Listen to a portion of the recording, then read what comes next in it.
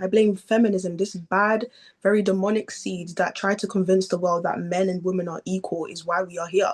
Feminism that decided to convince women that the patriarchy is against us, not realizing that this is the patriarchy at play. This idea that a man can just put on a lipstick, say he's a woman, and then come and compete in a women's sports or come and sue somebody because they don't want to be a part of an app. This is the patriarchy at play. So thank you, feminists. Thank you so much. And I'm delighted today to be joined alongside our superstar panel based in Bougie and Sophie Corcoran by Sall Grover. She is the Australian boss of Giggle for Girls, an app which was marketed quite rightly as an online refuge where women, real women, could share their experiences in a safe space. No men were allowed. And guess what?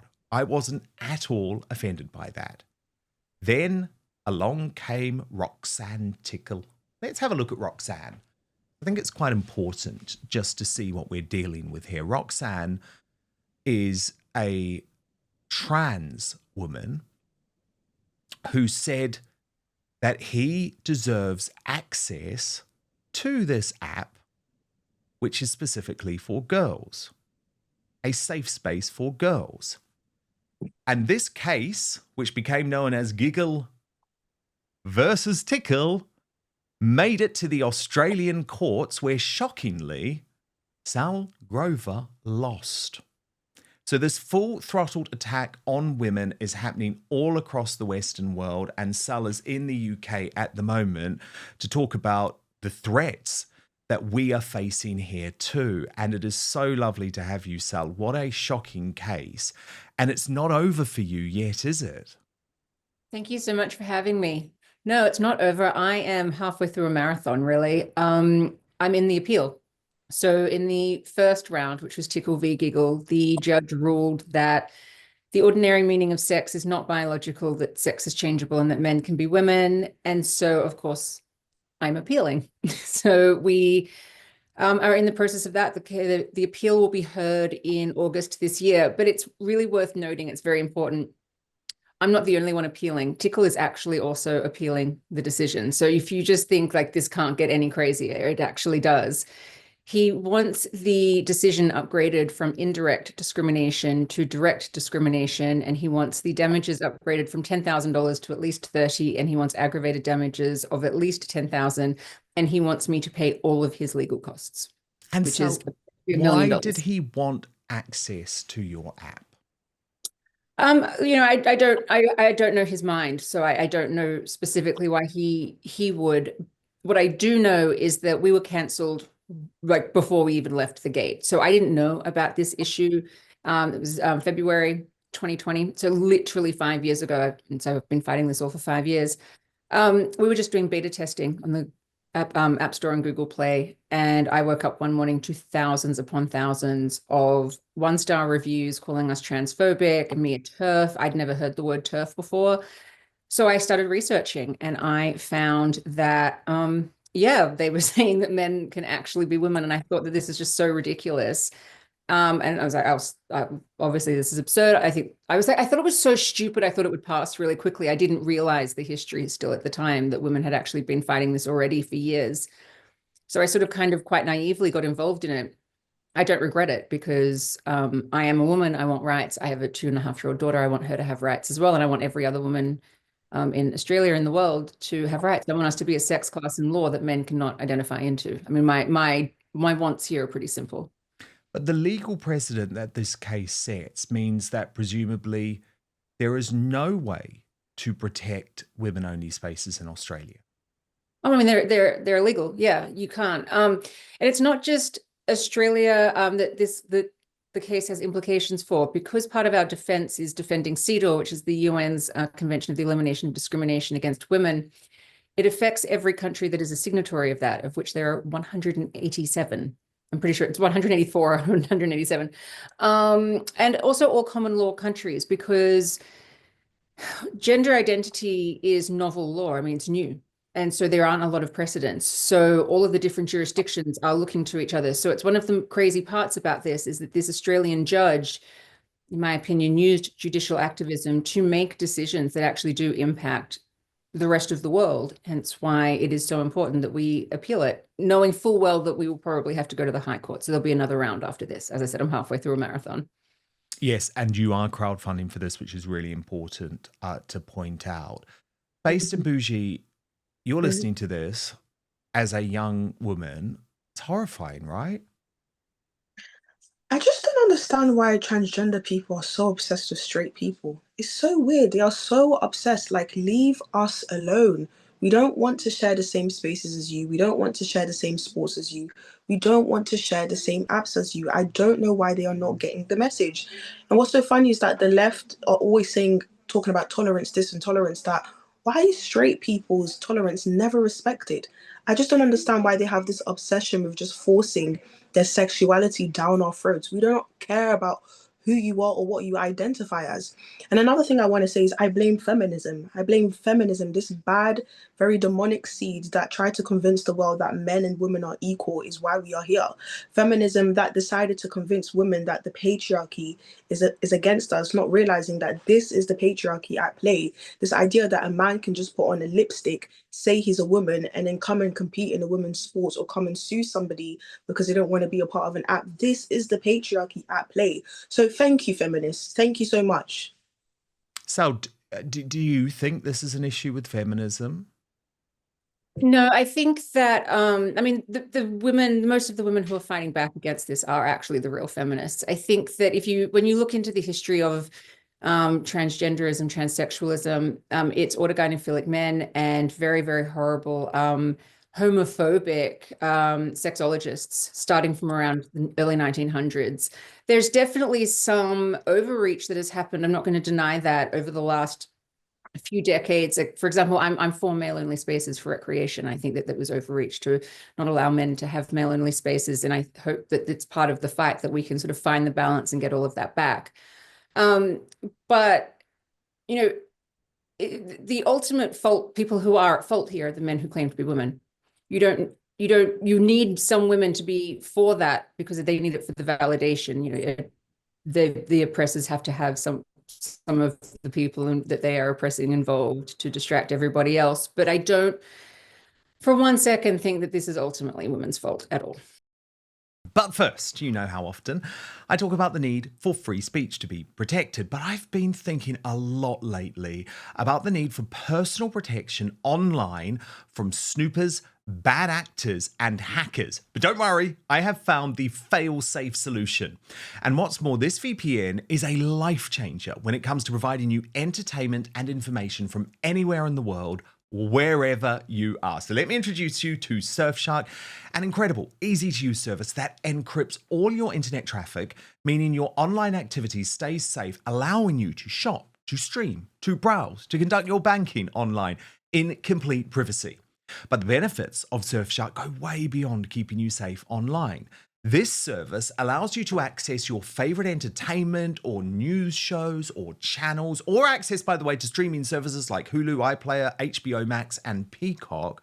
Or if you've got a streaming service already, but your favorite show happens to be geo-blocked, maybe on Netflix or Amazon Prime or Disney Plus, within seconds, you can actually be watching as if you are in another country. This is such a good service. Really helps, by the way, if you're traveling for work or on holiday and you want to get your favorite local content from home, including sports, which is very often subject to geo-blocking. Plus, Surfshark is an insurance policy against creeping censorship in many countries which block some of these services. Effectively, you can watch anything, anytime, anywhere. It is true freedom. There's also so much you can do with VPNs, right? It's a way to save you money and get the best deals from websites that change their prices depending on where you're buying from. So you can actually sign in to multiple countries and check the price before buying. There are other benefits too. Surfshark is available to use on unlimited devices, which means your entire household, so your husband, your wife, your kids, can stay safe with just one subscription. And there are over 3,200 servers in over 100 countries, meaning a world of choices at your fingertips with 24/7 customer service if it is your first time using a VPN. So go to surfshark.com/outspoken for an extra 4 months of Surfshark at an unbeatable price. What's more, Surfshark is so confident they're the best VPN in the world that you can give it a try for a full 30 days. And if you're not entirely satisfied, you will get your money back. So go to www.surfshark.com/outspoken for an extra 4 months of Surfshark at an unbeatable price. But now, back to the show. Sophie Corcoran, where do you stand on this case? Yeah, I definitely agree. I think the responsibility is with the men who are trying to be women. And I've definitely had to face it quite a lot because in grassroots women's sports across Britain, I'm a footballer, I have been for my entire life. And I mean, I sent you the pictures earlier. There are many trans people in my football league. And I'm saying they are 6'4". I'm only 5'5", and I'm pretty, I'm probably one of the stronger girls on the pitch. I'm definitely the one that shoves them all the ball all the time. I'm only 5'5" and I weigh, God, about 8 stone, just about.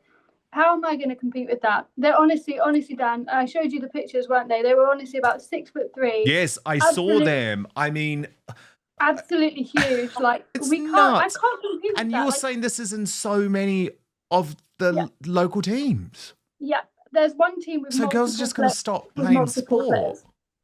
Yeah, and I was put under investigation by the Hunts FA because of my tweets about gender recognition. So I was actually investigated by the Football League because of my tweets that I don't think that men should be able to play in women's football. Thankfully, I did actually get support from Elon Musk. So luckily, I'm actually back allowed to play football.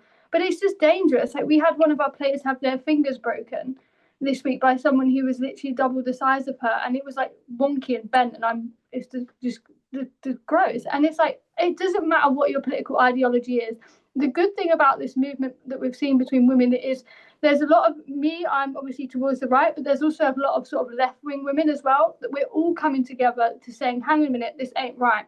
And when you get that, when you get a political census of women saying, hang on a minute, we're not happy with men being in our spaces or in our sports, then you need to take note and listen. And I disagree with Base and Bougie. I kind of agree with Sal. I'm a massive feminist. I don't believe that we should allow unvetted migrants into the country to walk along the streets that pose a danger to women and young girls. I don't believe that we should allow anyone in our sports or in our toilets or in our spaces that we want, because I'm a feminist. I believe first and foremost in the safety of women, and that means I think that we should have a strong border and that we should be checking who we come into this country. I believe that we shouldn't be accepting all cultures in this country because a lot of cultures have disgraceful attitudes towards women. And I also believe that we should have a space where women are protected in sports and in their sort of public spaces in terms of charities and apps and services that women require. And that to me makes me the ultimate feminist. I know the woke people will say that I'm not a feminist and I'm some sort of right-wing radical, but everything I do is entrenched in supporting and encouraging the rights of women.